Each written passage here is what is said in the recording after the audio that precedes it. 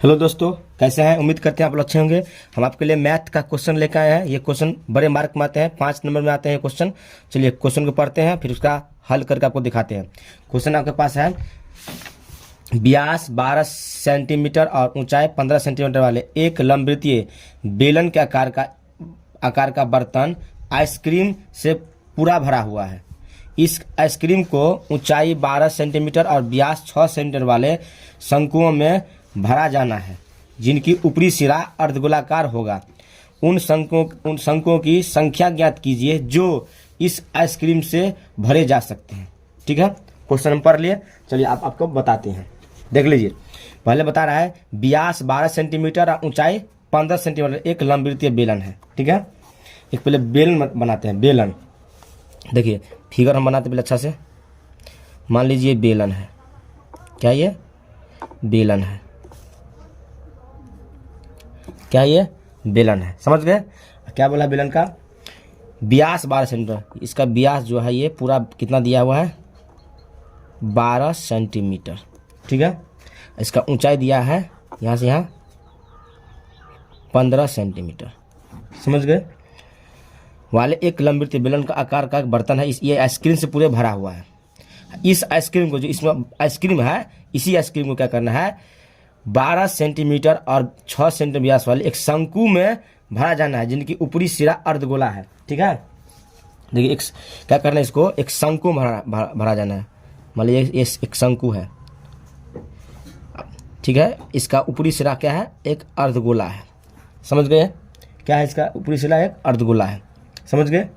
चलिए देखिए, जिसकी ऊंचाई 12 सेंटीमीटर दिया हुआ है, ये पूरा कितना है? ये 12 सेंटीमीटर। ठीक है, कोई दिक्कत नहीं। और व्यास 6 सेंटीमीटर दिया हुआ है। देख लीजिए, इसका व्यास जो दिया हुआ है 6 सेंटीमीटर, मतलब मान लीजिए यहाँ से यहाँ कितना? ये 6 सेंटीमीटर दिया हुआ है। कोई दिक्कत नहीं होना चाहिए। चलिए, आप इसमें जो आइसक्रीम है निकाल के इसमें भरना है। क्वेश्चन में ही बोल रहा है इतने, मतलब ये जो बर्तन है कितने बर्तन में भरा जा सकता है, आपको यह निकालना है। मतलब कितने में भरा जा सकता है। ठीक है, देखिए हम मान लेते हैं कुछ बर्तन जितने में भरना है वो तो मुझे मालूम है नहीं, इसको मान लेते हैं हम n। ठीक है, मान लेते हैं, इसको लिख देते पहले माना n, इसको हम n कोर बोल देते हैं। n कोर, माना n कोर में भरे जा सकते हैं। ठीक है, कोई दिक्कत नहीं। जो आपको दिया है ऊपर लिख देते हैं। पहले एग्जाम में आपको इसी तरह से लिखना है, दिया है। ठीक है, आपको पहले बेलन में जो दिया है उसको लिख देते हैं। बेलन की ऊंचाई दिया है आपको, आपके पास, तो लिख देते हैं बेलन की ऊंचाई। इसको क्या बोलते हैं? इसका भी ऊंचाई है, इसका भी ऊंचाई, इसका हम बड़का h मान लेते हैं। ठीक है, ऊंचाई कितना दिया है? 15 सेंटीमीटर। कोई दिक्कत? इसका त्रिज्या भी दिया है, इसका त्रिज्या हम बड़का r मान लेते हैं। ठीक है, देखिए इसका जो व्यास है, व्यास जो दिया है कितना दिया हुआ है? 12। इसका आधा त्रिज्या हो जाएगा, कितना हो जाएगा? ये 6 सेंटीमीटर होता है ना। त्रिज्या का व्यास का आधा त्रिज्या होता है, ये 12 से 6 सेंटीमीटर होगा। कोई दिक्कत नहीं। अब इसका भी इधर चलते हैं, शंकु में चलते हैं। तो देखिए, जो बोला है उसी अनुसार को लिखना है। ठीक है, इसका जो है शंकु जो है, इसका ऊपरी जो भाग है अर्धगोला का आकार का है, तो अर्धगोला और शंकु का त्रिज्या सेम होगा, तो वही लिख देते हैं। यहाँ पे एक के साथ लिख देते हैं, अर्धगोला व शंकु की त्रिज्या। ठीक है, व्यास का 6 सेंटीमीटर दिया है, तो त्रिज्या कितना हो जाएगा? इसका कितना हो जाएगा? ये 3 सेंटीमीटर। कोई दिक्कत नहीं। 2 बार नहीं लिख रहे हैं, आप लिख सकते हैं, पहले व्यास लिख लीजिए, उसका फिर आधा करके लिख सकते हैं आप 3 सेंटीमीटर। ठीक है, कोई दिक्कत? उसका ऊंचाई भी दिया है।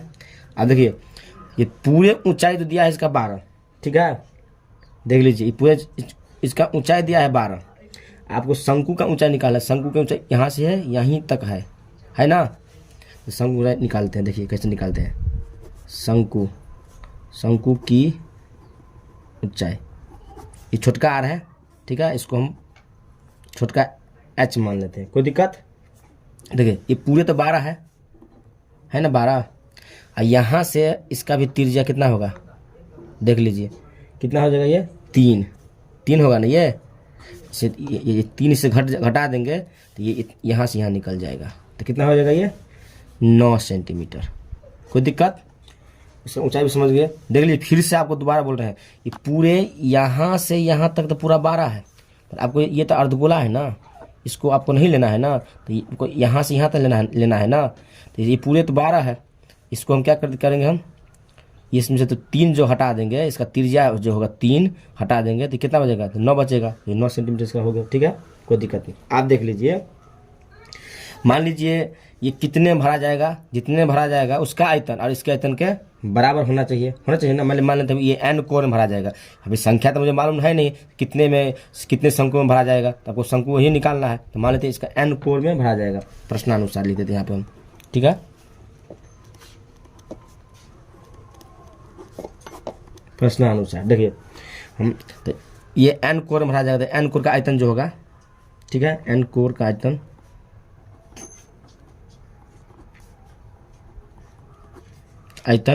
क्या हो जाएगा, ये बेलन का आयतन के बराबर। कोई दिक्कत नहीं, बेलन का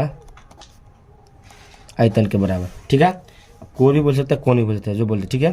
देखिए n कोण जो है इसका आयतन कैसे निकालेंगे, पहले ये समझना है आपको। देखिए n भरा जाएगा, देखिए इसमें क्या है, एक बेलन भी है, एक शंकु भी है, सॉरी एक अर्धगोला भी है और शंकु भी है, तो क्या लिखेंगे इसको, शंकु का आयतन प्लस अर्धगोला का आयतन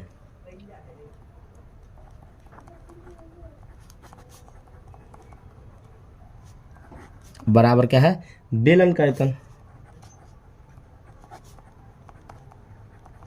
कोई दिक्कत नहीं होना चाहिए। चलिए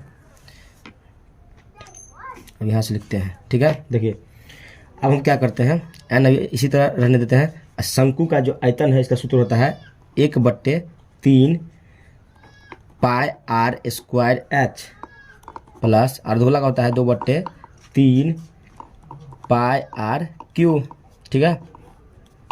बेलन का जो आयतन होता है पाई आर स्क्वायर एच, इसका वर्ग का आर मान है, ठीक है, इसे वर्ग का आर एच लिखे, कोई दिक्कत नहीं। देखिए अब हम क्या करते हैं, सबसे पहले n के बराबर पहले क्या लिखा हुआ है देख लीजिए, पाई आर स्क्वायर एच है, पाई आर स्क्वायर एच, इस ये क्या है, ये जो पार्ट है n के से गुना में है, इधर ले जाएंगे क्या जाएगा, बट्टे में हो जाएगा ना, तो क्या हो जाएगा, तो देख लीजिए। देखिए दोनों पाई है तो पाई कॉमन लेकर यहाँ पर भी लिख सकते हैं, पहले ये लिखा जाता है, पाई पहले कॉमन बाहर कर देते हैं, तो इधर क्या बचेगा, 1/3 R square H plus 2/3 R Q.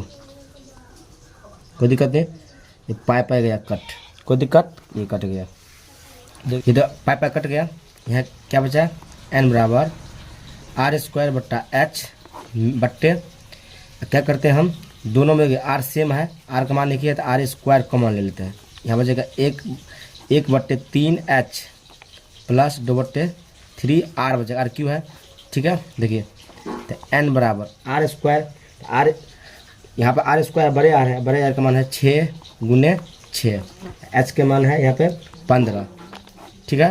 पहले आपको दिखा दिए थे, यहाँ से हल करते हैं, केवल हम हल आपको आना चाहिए। आर स्क्वायर है तो बड़े आर का मान यहाँ पर छोटे आर का मान है, अभी नहीं लिखते हम, ठीक है।